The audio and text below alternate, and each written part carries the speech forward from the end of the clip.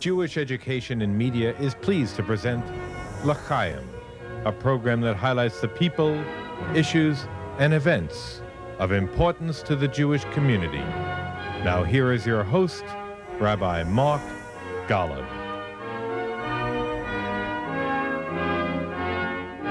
I'm Mark Golub, and if you ask most rabbis and Jewish leaders, what's the key to Jewish survival in this very complicated Jewish world where most Jews are poorly informed, marginally involved, and fully assimilated, you'll inevitably receive the same three answers: education, education, education. And what's this really mean? What's it mean to educate? Well, it doesn't necessarily mean sending people back to school. By the way, the classroom is a great way to educate.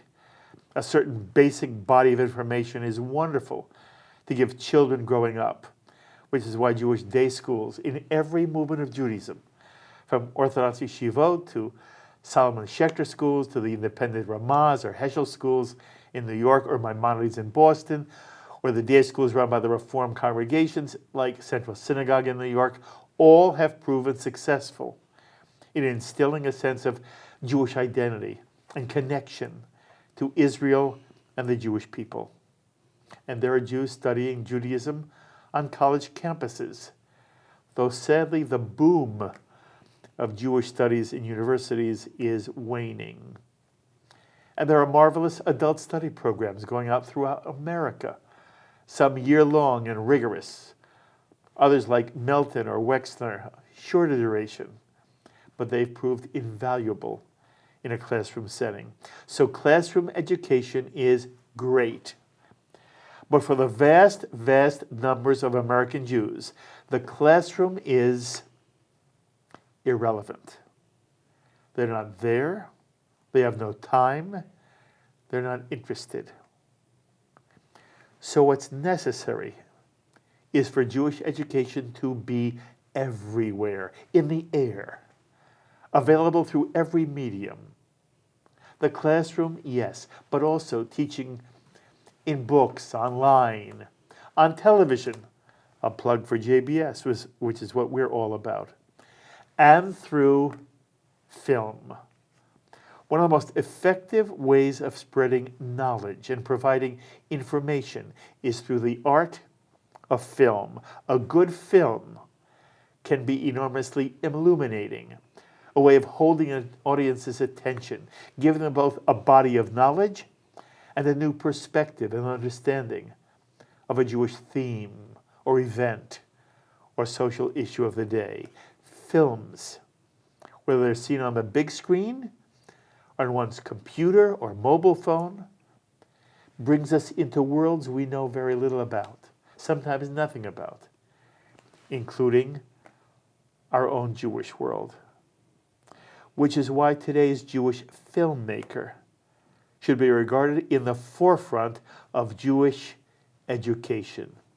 Again, not in the classic classroom setting, but in a medium that awakes awareness and stirs emotional attachments, and on the one hand alerts us to the challenges, even the dangers, facing us today as Jews and as Americans, while on the other hand, broadening Jewish self-identity and strengthening Jewish pride in our people's history and accomplishments and in the miracle of the state of Israel. Jewish film is a leader in the field of Jewish education. And on this edition of L'Chaim, I have the great pleasure to introduce you to a man who's making a major contribution to Jewish life through the medium of film and video.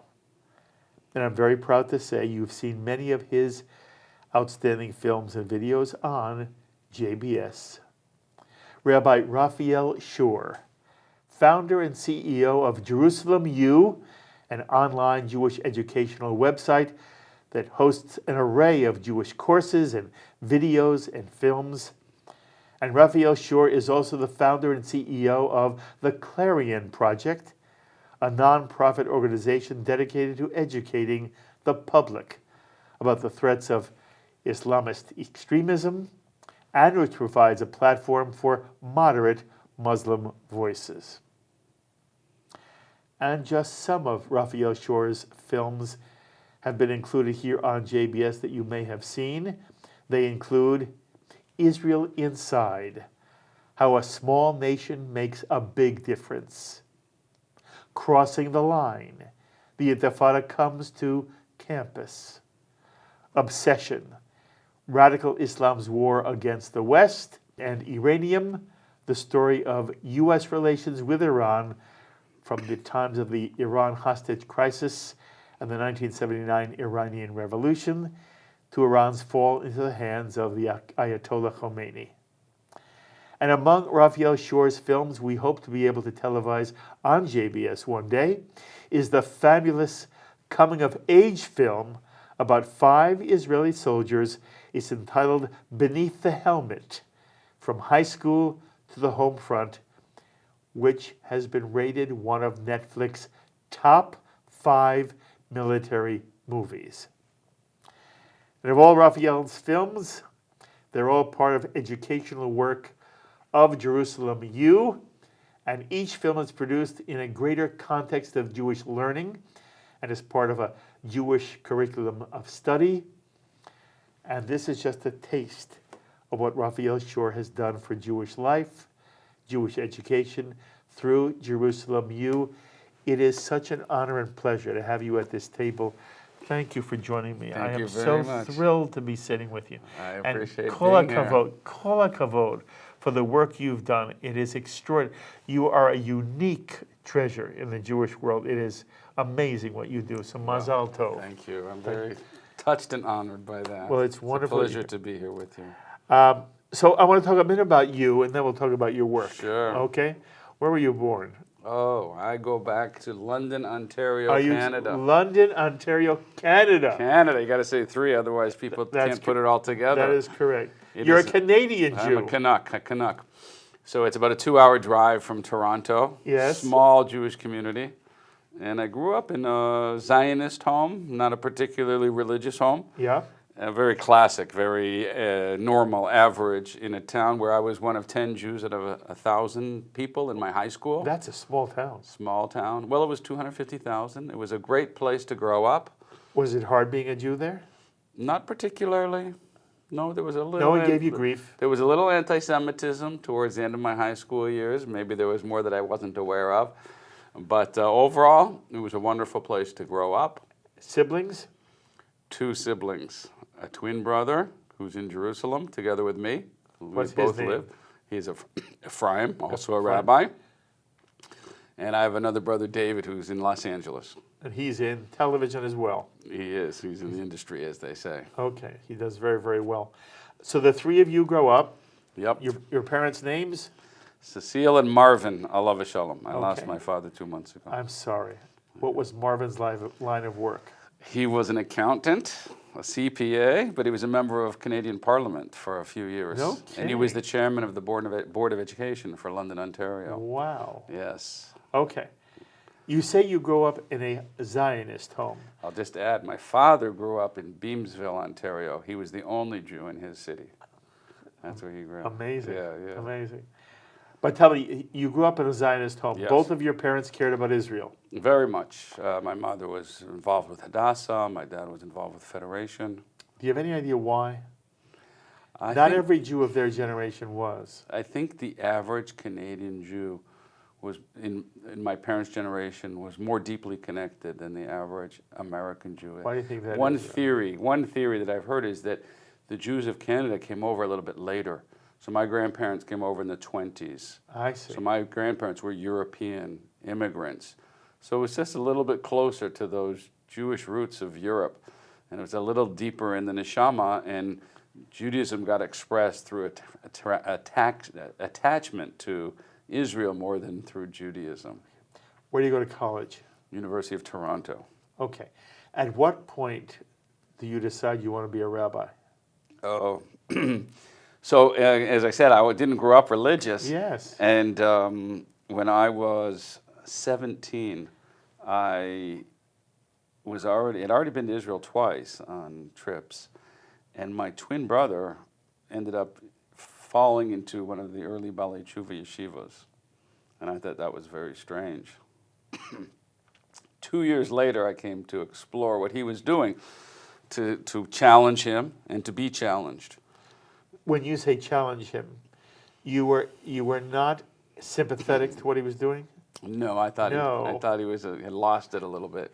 and you were going to try to I was save going to him. help him out. I was going to help him out. You were yeah. going to save him. Come on. And what Yeah. happens? Well, as you can see, I lost. I didn't do a very good job. But to be fair, I came in with the background of a typical Hebrew school, 3 times a week after school, after public school education, which was miserably poor. And we were rebellious, we were independent-minded, we smelled hypocrisy, and we didn't like it, and we got kicked out a lot. It was a negative experience. So I graduated with my bar mitzvah with the conviction that Judaism has very little to say about anything important in life. So it was only when my brother became more observant and I checked it out, I said, wow, there can't be anything too serious here. I studied at university, I'll blow it away quickly. And I went to Jerusalem to study for a summer, and I discovered for the first time that there is intelligent rabbis and intelligence to Judaism.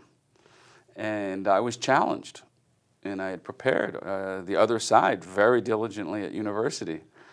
And so for the first time, I'm grappling with another side that I didn't know existed. Oh, this is fascinating. I want you to try, I believe, by the way, you reflect what so many of an entire generation experienced. And you're referring to what here in America was called the Talmud Torah system. You went Tuesday, Thursday, Sunday. Yeah. Or you went Monday, Wednesday, Sunday. And most of the time you hated it. And a movie was done by the Coen brothers. Yes, I saw that. A Serious Man. A Serious Good- Man. good And there's film. this fabulous scene of a Hebrew school where a teacher is declining the verb halach on the board, and the students are listening with earbuds in them. They couldn't care less. They could not care less. Halachti, halachta. Anyway, many kids grew up with very negative feelings about Judaism because of Talmud Torah, the after-school Hebrew school.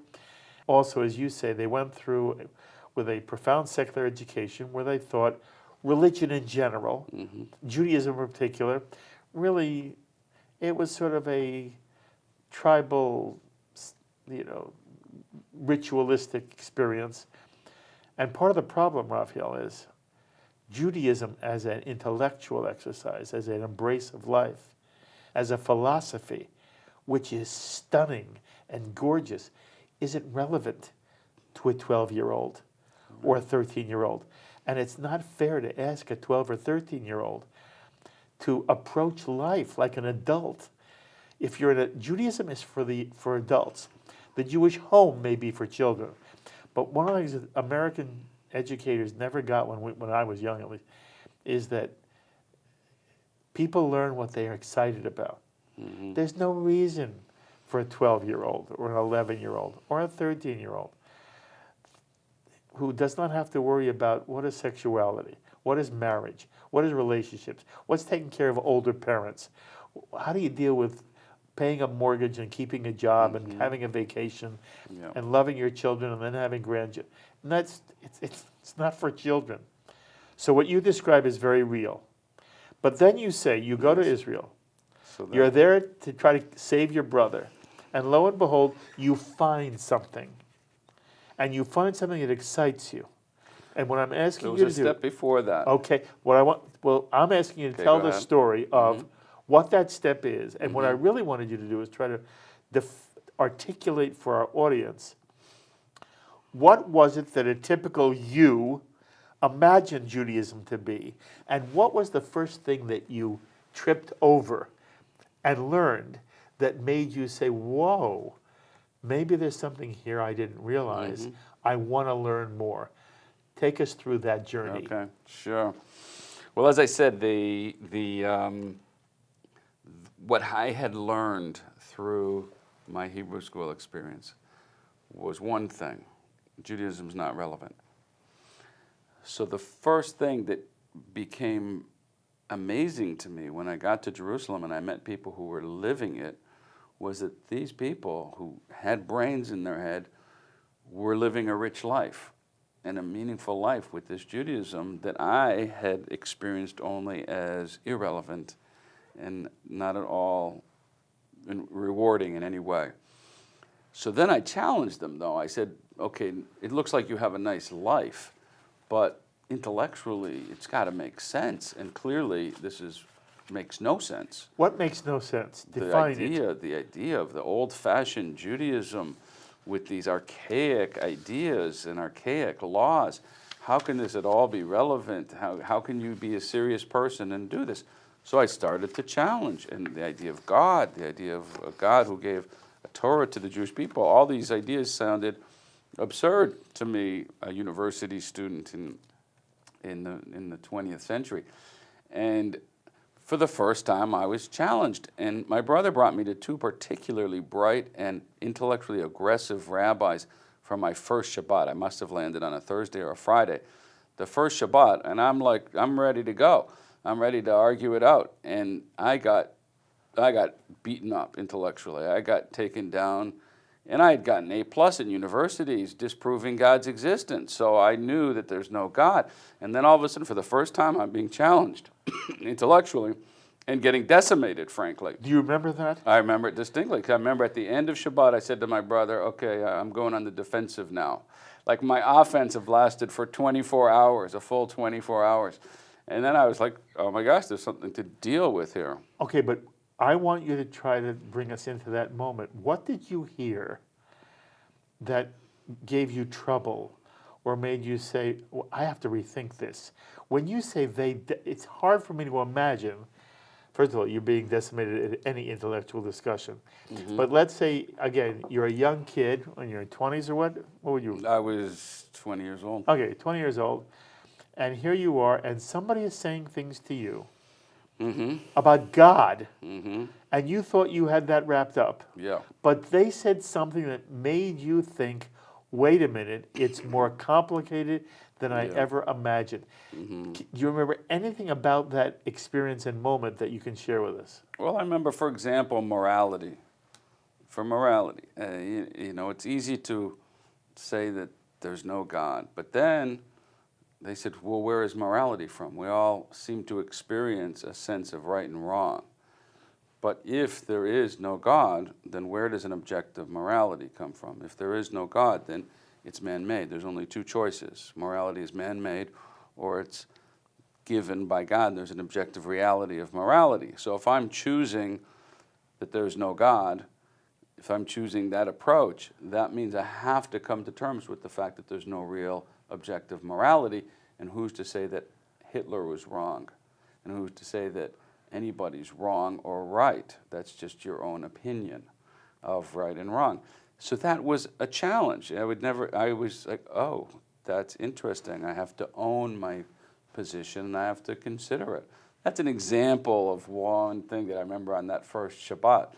But then it just kept coming, and there was evidence for God, evidence that God gave the Torah. There was What's the evidence? Richness. Well, I can't give it all in one shot. Oh wait, it's interesting to hear somebody say there's evidence that God gave the Torah. Yeah. Well, prophecies, for example. There's prophecies. How's that proof? It's not. There's question is what is proof. You know, there's beyond using your mind to come with a rational conclusion of what makes the most sense. In that sense, it's proof. I don't know what proof is at all in the world. You can study that in university for a while.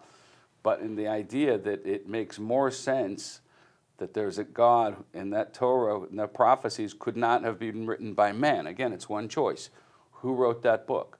Those prophecies. Which book? Well, in this case, the 5 books of Moses. Who wrote the Torah? Yeah, who wrote the Torah? It's either man or God. Jewish people have claimed that it's God. But if not, then it's man. So it's one way or the other. It is one or the other. One way or the other. And then there's prophecies in there that are inexplicable. Yes, but if man wrote it. Okay. While it is true it's either God or man, Yes. even within that structure, the question is, what does it mean that it was written by God? And you come across a major Jewish philosopher like Abraham Joshua Heschel, who says the Torah may even have been God's words, but they were received by human beings. And human beings recorded those words. Heschel, an Orthodox Jew, although he was renowned at JTS, Jewish Theological Seminary of America, which is the conservative movement's rabbinical school, and conservative Judaism has a very different approach to what the Torah is. But his argument was, there is revelation, but the Torah is the account of the Jewish people's receipt of that revelation, and that it is not literally God's word, and there could be things, Heschel says, even in the Torah, which God did not mean, or we got it wrong. And that's why the Talmudic process is a constant means of refining what revelation means. Now, I happen to be very partial to the Heschelian view of what Torah is. And for me, if I had been in your situation and someone had said to me, well, it's either God or man who wrote the Torah, the answer is no, it's not that simple. Life is never either or in that regard when it comes to religion. And so I'm saying to you now, you're a grown-up, you've lived with this a long time.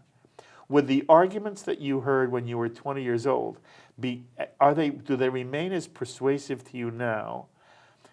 Or when you hear my response to what you were taught, do you say to yourself, even if I don't agree with Mark, I understand what he's saying? Yeah, it's a great question. There's no question that my understanding of the issues have become much more nuanced and sophisticated, one could say. I've been learning for the last 30-odd years on a daily basis and a few years in Yeshiva, so I definitely have a much richer and deeper understanding of the issues. But I think that what's important to understand for the purposes of our discussion and for the purposes of the education, the bigger issue that we're talking about, is what's in common. So you made a distinction as if there's a difference here, but what's in common with the Heschelian approach and what I just described is much more important as it distinguishes itself from the man-made religion idea. Because what it means is that in either case, we're talking about a God. And we're talking about a God who cares about the Jewish people and cares about humanity. And we're talking about a God who reveals himself and created this book which has incredible meaning and import. And so my approach has been, yes, we can have all kinds of interesting discussions on what exactly that all means, but the importance is that for most Jews today, they have not been given an appreciation of either of these approaches. You're correct. And the depth of richness that Judaism has to offer.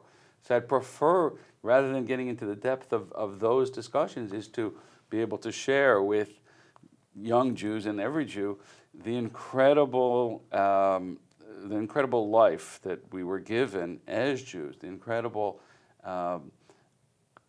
treasure of being Jewish that is not appreciated because it has not been taught effectively to most Jews.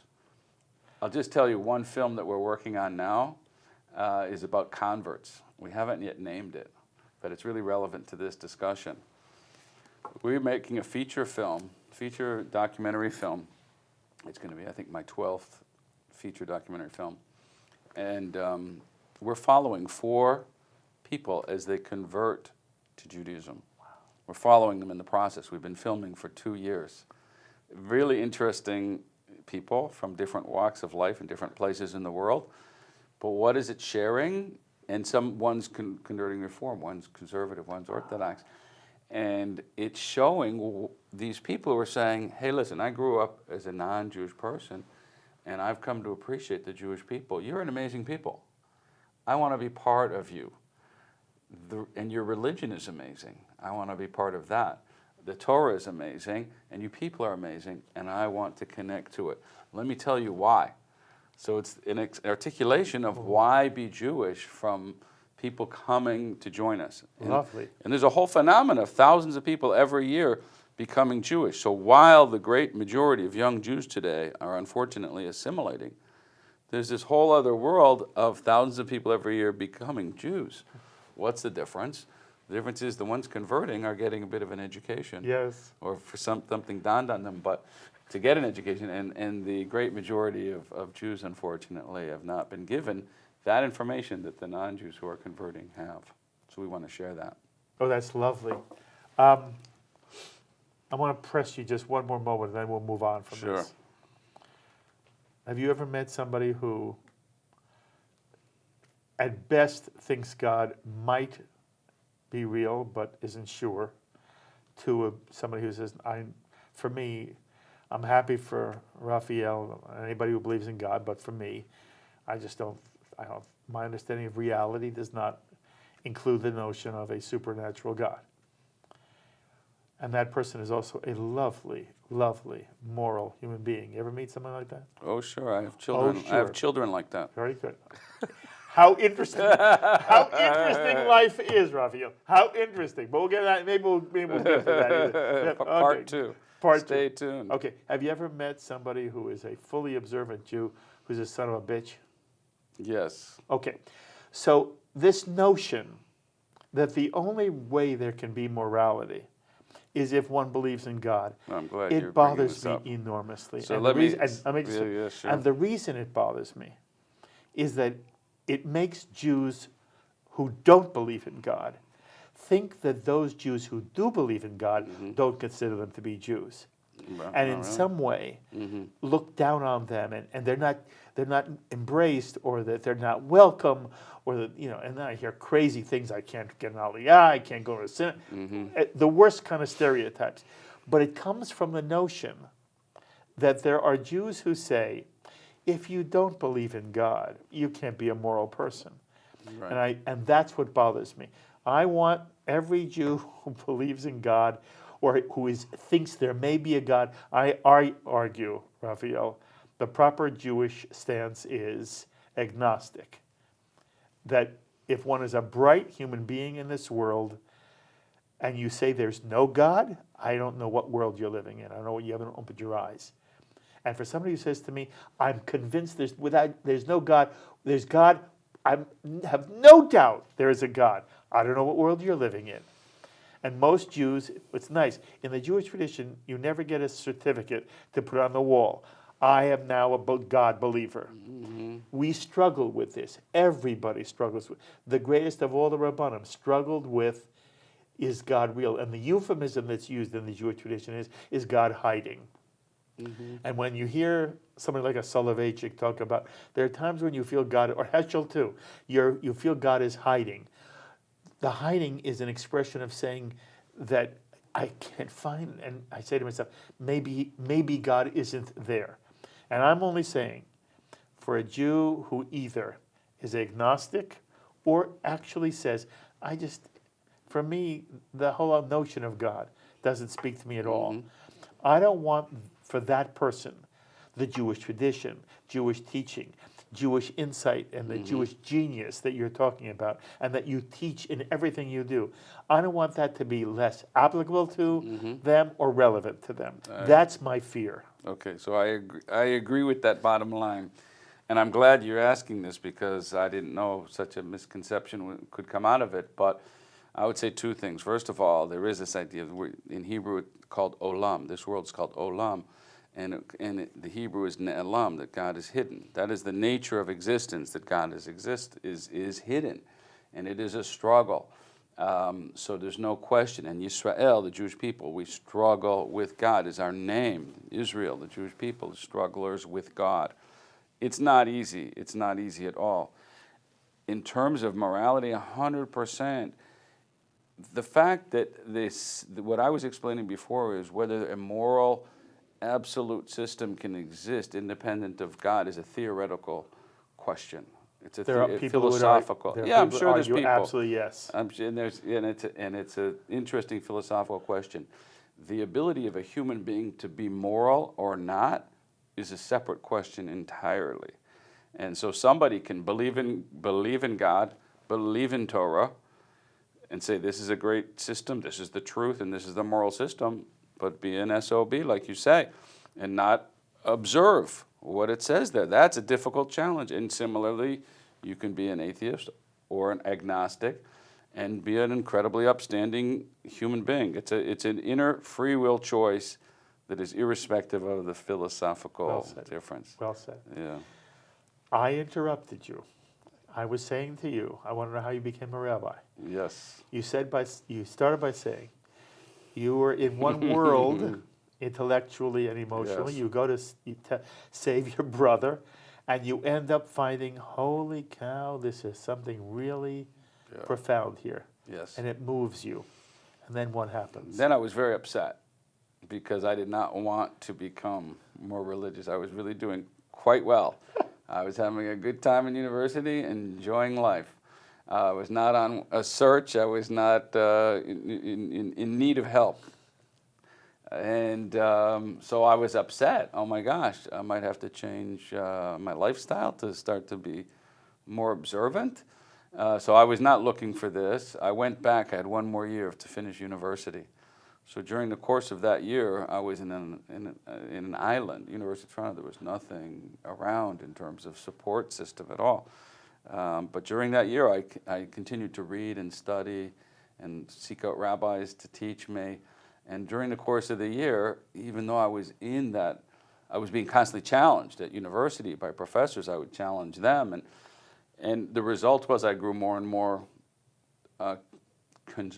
committed to these new ideas because I saw that they made sense and there was less and less answers on the other side. So I said, okay, I'm going to become more observant, and the Torah seems to just be incredibly credible. And so after university, upon graduation, I took the next flight to Israel. In fact, the apocryphal true story is that my mother went to my graduation. I did not. She picked up the diploma. She was so proud, cum laude, and I didn't even know. And good for you. So I was already in Israel studying yeshiva, and I spent 5 years plus studying full time, and I became a rabbi. But I never wanted to be a pulpit rabbi. I see. I had too many negative emotional anchors from growing up. That was never going to be my profession. But what I was passionate about was how do we communicate the richness of Jewish life to other people like myself, young Jews, who had not been given that gift. And so I dedicated my life to it, and I've been doing it now for 35 years. Well, Mazal Tov, and we are so lucky. We are so lucky to have you. You worked for a long time with Aish. Yes. Tell everybody what Aish is, and I want to know how you experienced Aish and how that in some way also helped you become who you are today. Yeah, so my rabbi through this process was Rabbi Noah Weinberg, and he's known very often as the founder, the father of the Baal Tshuva movement, the young Jews who would return to Jewish observance. And he was not just a huge Torah scholar, but he was a revolutionary entrepreneur. And he was inspiring, and he encouraged us, the young students who were there at Aish in those days, to take responsibility for the Jewish people, no matter what was going on. If there was a problem of education, who you're relying on to do it. We can start a movement, a program to reach Jews and to teach them about it. And when the 1982 Lebanon War happened and Israel started to get smeared in the media, you've got to do something about it. So Rabbi Weinberg was encouraging us to take responsibility for the Jewish people. No mission was too big. And that was what I was brought up in. And so as I grew up, we came up with new initiatives, new ways to do programs. For example, we did a program called the Jerusalem Fellowships. We created it in 1985. And Senator Moynihan became the honorary chairman. And the students, we were bringing over 1,000 college students a year to Israel. In the late 80s, this was a decade before, or more, before Birthright even began. And we had a brilliant I was the educational director, if I can say I learned from somebody, but it was a third of the time we toured Israel, a third of the time we met with politicians, and we met with everybody. Yitzhak Rabin, Shimon Peres, Yitzhak Shamir. Every time we were meeting with great politicians, so I got to have that honor and education. And then a third of the time we learned about Judaism. It was a unique educational program and had a huge impact. And I had the opportunity as a 25-year-old to be the first educational director because it was an entrepreneurial organization. Oh, wow. So we learned responsibility, we were given responsibility, and as a result, by a very young age, I was learning a lot and doing a lot, and it was a great pleasure and honor to be part of those early revolutionary years as Aish Torah became a very large international organization. It is now huge. And everybody should understand, it is one of the great Jewish websites in the world. Yes, Aish.com. Aish.com. And the learning there is extraordinary. Mm-hmm. And they've done fabulous videos also, Raphael. Yes. You know, Mm-hmm. and they've been very kind to us, and they've encouraged us to use their videos, and I do it all the time. I think some of the stuff they do is fabulous, and it is interesting. They're an Orthodox-oriented organization, Mm-hmm. but it is open Orthodoxy, Yep. and they are, in many ways, on the cutting edge of what Jewish Orthodoxy can be Right. in our world. Correct? Correct, and it's also very Zionistic. Very. And people didn't understand that sometimes. I think it's very important for me to stress though that. So I ended up becoming the COO of Aish Yeah, International. you're running it. I was one of the top Yeah. guys there, and I was doing that for about 10 years. But about 11 years ago, I left. I went independent, and one of the reasons I went independent because I wanted to start something new, and that was Jerusalem U. And so I left Aish, and I began my own 501c3 because I believed that the generation now afforded a new opportunity. And the opportunity was to use film and use internet, use the digital opportunities that today mean that we can reach the entire planet with educational products.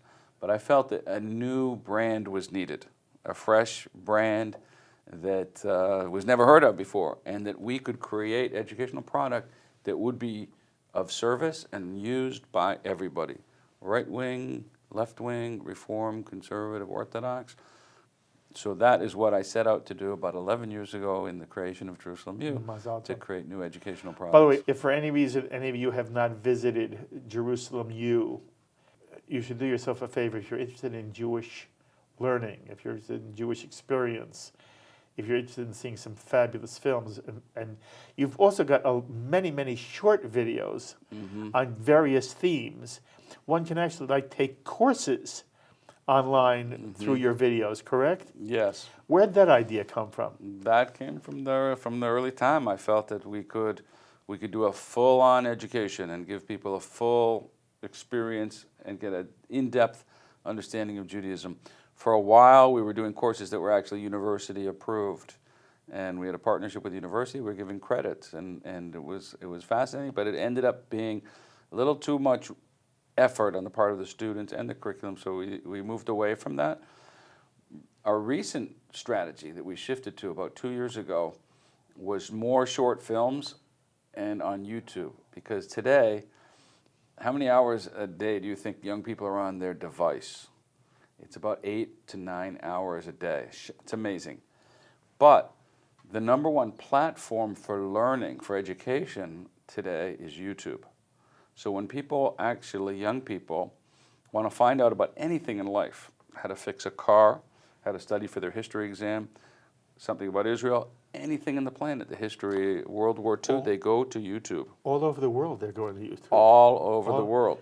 And the average young person between the age 22 to 26, I heard this from a YouTube executive just a couple weeks ago, is on YouTube for an hour and 10 minutes a day. Every day. A day. This is where they're getting educated. So 2 years ago, Jerusalem U shifted. In addition to making feature films, we're making short films. So this year alone, we've created 50 10-minute films on the history of Israel. And on our channel, we're building up this channel on YouTube. It's called Unpacked.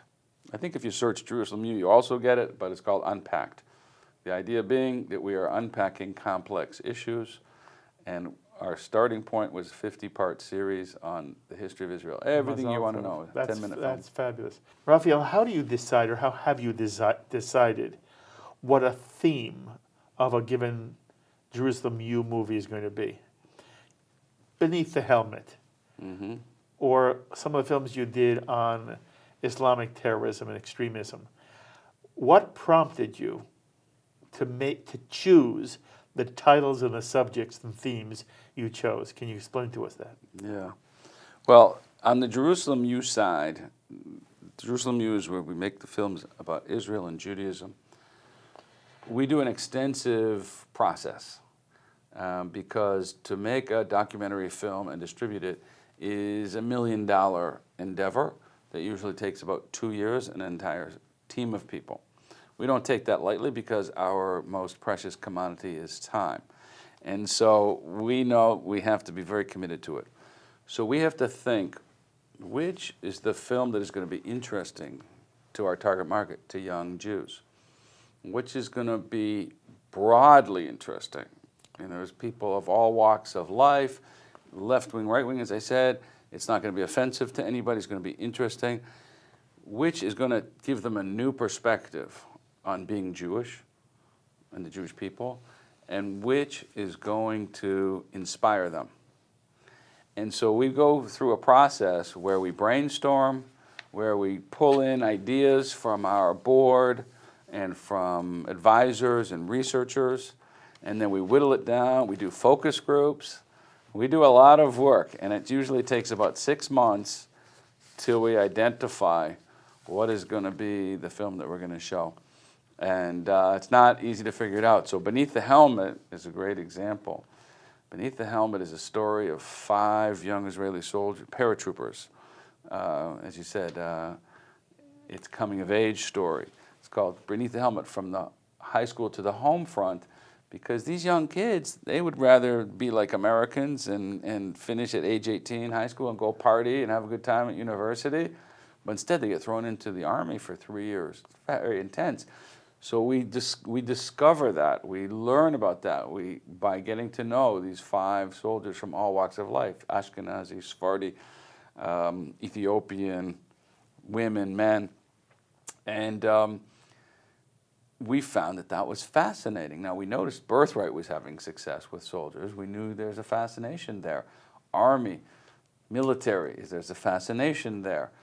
And to see the human face of it, we knew that most people just don't understand who these are. So to be able to bring them to life, to go home with them, to meet their families, and to get to know them would be really inspiring. And we were very, very pleased with how the film came out. It ended up on Netflix, as you said, and it was seen by millions of people around the world. Still is how being gratifying, used, yes. Very. Kol hakavod. You know, you said, though, you try to find films that will not be offensive. Then I look at the films you did.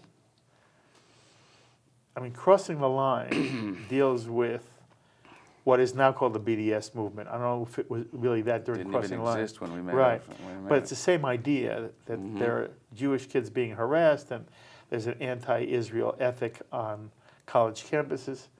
You do Obsession, which is one of your most famous films. Yes. And you're showing about radical Islam at a time when it's PC to say anything but talk about radical Islam.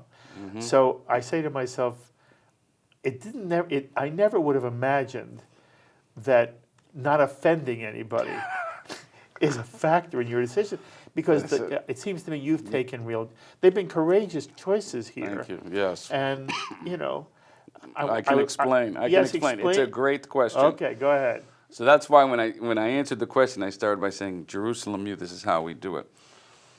I founded two organizations that are completely separate, that are two 501c3s, American nonprofits. One of them, its job is to educate about national security issues facing the American people, which happens to be the same threats to the Jewish and Israeli people. That's where we have been very aggressive. That's the Clarion. That's called the Clarion Project. And we've made Obsession, Honor Diaries, also films that have been on Netflix, Iranium, The Third Jihad. And many of these films are also on iTunes, and they've been seen by 100 million people. Those films have been seen by even more. Isn't that amazing? It is truly amazing. And we are very strong, and we're not afraid of controversy. But when it comes to the Jewish side, Israel, Jerusalem Units, nothing to do, two completely organizations. And those films, we want to be able to unify the Jewish people. We want to be able to inspire the Jewish people. Okay, I just want you to understand that you are a broad filmmaker, and you may make wonderful educational films in which your goal is not to ruffle any feathers. It's just to make people appreciate Judaism more. And then you go and you create films that are really courageous statements. And I was wondering the extent to which you have taken real flack. Have you ever lost contributors because of it? I mean, the Clarion Project already is known for doing what it's doing, so I'm assuming people who support you are supporting this project. But even in the Jewish world, how have you experienced the reaction to films which some people would say to you, what are you, Islamophobic? What are you, anti-Islam? Why are you doing these films? Why are you doing Obsession? And why are you doing, films that seem to stress the extent to which the problem we face in the West is from Islam? Yeah. So I'm always careful to say it's from radical Islam. But the answer is, I view that the Jewish people today are facing two very serious threats.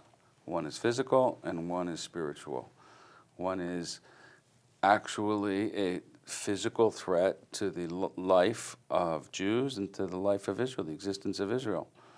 Iran is serious about building a nuclear bomb and dropping it on Israel. That is no joke. It is the #1 priority of the military of Israel. It is a very serious threat. But before you even get to Iran, we face Hamas, Hezbollah, whatever you think of Arafat. These are nations aligned and arrayed around us, and they are working day and night to try to hurt and probably destroy Israel if they could. And so we have an entire military dealing with it.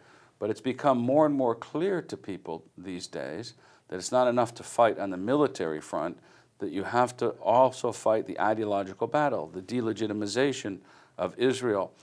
And that battle is happening against America as well. It is a threat, and it is a war for the hearts and minds of the world. And in that battlefield, the Jewish people are really, really at early stages. And so today, for example, on campuses, while Jews were sponsoring Hillels, putting their names on buildings for the last 30 years, the Islamic governments of the world have been buying Middle East studies departments and influencing who the teachers are and who the curriculum are and who the future journalists are going to be. This is the next Clarion Project film, is the foreign funding of American universities, $10 billion since 2012. And so this is a physical war that is being fought also in the military space and also for the hearts and minds. So we're working on that side because it's a physical threat to the Jewish people. So I'm motivated to do something and not sit back in this generation, because I imagine to myself, if I was in the 1930s in Germany or somewhere in America, I would not want to be one of those people who sat back and did nothing. So I'm stepping up to do something about the physical threat to the Jewish people in a way that I can. But separately, we have a spiritual threat to the Jewish people, is Jewish identity, Jewish awareness. I don't think anti-Semitism is going to ever disappear from the planet. I think it exists. I think there's certain things that we do that rub the world, much of the world, the wrong way, and it's going to exist. But if a young Jew can be on campus and say, they're so anti-Israel, is Israel really that bad? Are we really worse than Iran? Are we really one of the largest problems on the planet? Or maybe they've got a problem. Is it my problem or is it their problem? And today, that anti-Israel movement that's on campus and it's all over the world it's influencing Jewish identity. And the only way to stand up against that is they get a good education, a good Jewish education. If a young Jew has a foundation of Jewish principles and he's proud of being Jewish, proud of what the Jewish people have contributed, proud of who we are today, proud of Israel, and knows who we are, then we can look at the world and say, okay, I'm who I am and I'm strong and I can deal with anything that's thrown at me. So I'm working on both fronts. Good for you. And some of it controversial and some of it not controversial. And you're having a good time. I'm trying to. Oh, come on, you are having a good time. I'm having a good Isn't time. it so much fun what you do? It is a Okay. pleasure. All right, so wrap it up. By the way, this hour has gone so fast. Yes, it has. You're in New York often. You have to promise you're going to come back. Okay, I will. Okay. So end this way. Mm-hmm. And I want you to talk directly to our audience. Mm-hmm. What is it you wish people, Jews and non-Jews, we have a large non-Jewish audience that watches Mm-hmm. JBS. What is it, what is it's not fair to you, but so what? What's the one thing, Raphael, that you wish Jews understood about Judaism and the state of Israel? Mm-hmm. What's the bottom line for you? All your work is driven by. So just take a moment, talk to JBS about this. Okay. Today there's an idea on campus called intersectionality. The idea is that there are liberal causes, wonderful causes, the oppression of women, the oppression of black people, and many other important social causes. For some reason, they've been intersectionalized, and that's the phrase where all of these causes are looped together. And if you want to be a good person on campus, as most young Jews do, they need to buy into all of these collectively. Unfortunately, Israel got the short end of the stick on this, and being a pro-Palestinian is one of these packages. Today, unfortunately, the young Jewish person is facing an incredibly difficult free will choice. Are they going to be for social liberal causes, which includes, to a large degree, being anti-Israel, or are they going to be pro-Israel? That choice is unfair because most Jews don't have enough education to be able to make that choice fairly.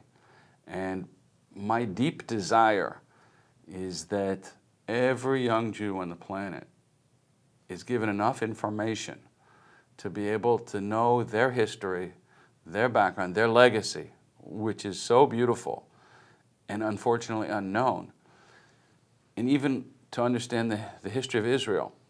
And if they would understand it, they would see they're part of a great people.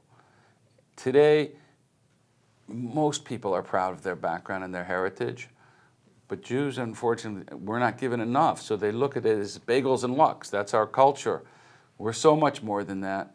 And my deep, deep desire, what motivates me on every moment of my existence, is to be able to share the beauty and gorgeousness about being Jewish so that all of the young Jews and the old Jews are connected to be part of a united Am Yisrael, a united Jewish people who stand for our core values, and we will be very, very strong. That's what I'm hoping for. We are so lucky to have you. Kol hakavod, kol tuv v'hatzlacha in all you do. Amen. You're one of the great soldiers right now. Thank you. In I this appreciate Jewish world that. now. I love you really very, very much. appreciate that. I already got a promise from you. You'll come back. Yes, I will. We'll I talk will. often. But all the best to you. Keep it up, and you'll always have a home here on JBS. Thank you. For you and every And our single thing you films. do. Absolutely right. From all your Okay, films. thank you for having me. Rabbi Raphael Shore, founding CEO of both Jerusalem U, an online website of Jewish learning, and the Clarion Project, a nonprofit organization dedicated to educating the public about the threats of Islamism, actually Islamist extremism, and providing a platform for moderate Muslim voices. I hope you enjoyed meeting him and learning from him on L'chaim, a very, very special man. As always, I invite you to be in touch with me with any thoughts or comments you may have to any of the ideas expressed here on this edition of L'chaim. Please email me, write me, post on our Facebook page, or tweet me. I look forward to hearing from you all the time. Also, remember, you can take L'chaim with you now everywhere you want to go. We are a podcast. If you want to hear Raphael Shore again, just download him on the L'chaim podcast. So until the next time, I'm Mark Golub. L'chaim, my friends, to life.